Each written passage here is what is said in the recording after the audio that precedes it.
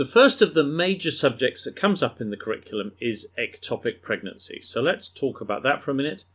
First of all, risk factors.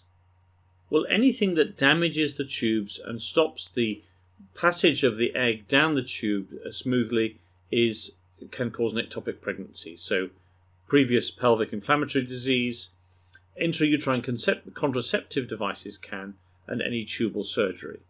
So all those are risk factors for ectopics. Let's just have a look at a picture of an ectopic. So here's an operative view. So we've got the uterus at the top here. We've got the tube coming around here with a clamp on it. And we can see here's the ectopic pregnancy swelling the tube, and it's ruptured.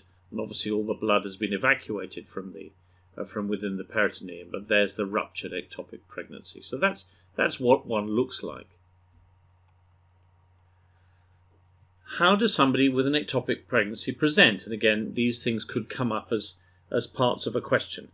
Well, they'll usually have a period of amenorrhea, although it's not unusual for symptoms to begin about the time of the first missed period, because if the implantation of the ectopic is in the very narrow part of the tube, in the isthmus of the tube, then you can start to get symptoms from about 5 to 6 weeks of gestation. And of course, gestation starts before the patient actually becomes pregnant, because that's the way we calculate it. It's calculated from the first day of the last period. So there may be only a very brief period of amenorrhea before symptoms start.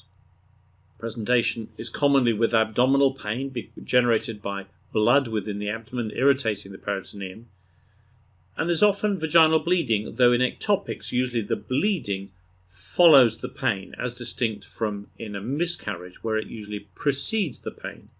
And the bleeding that you get with an ectopic is not blood from the ectopic, it's due to the loss of the hormonal input to the lining of the uterus. So the lining of the uterus starts to break down and you get vaginal bleeding just in the same way as you do with a miscarriage as part of an ectopic pregnancy. So it's usually quite slight bleeding, and there may be no bleeding at all.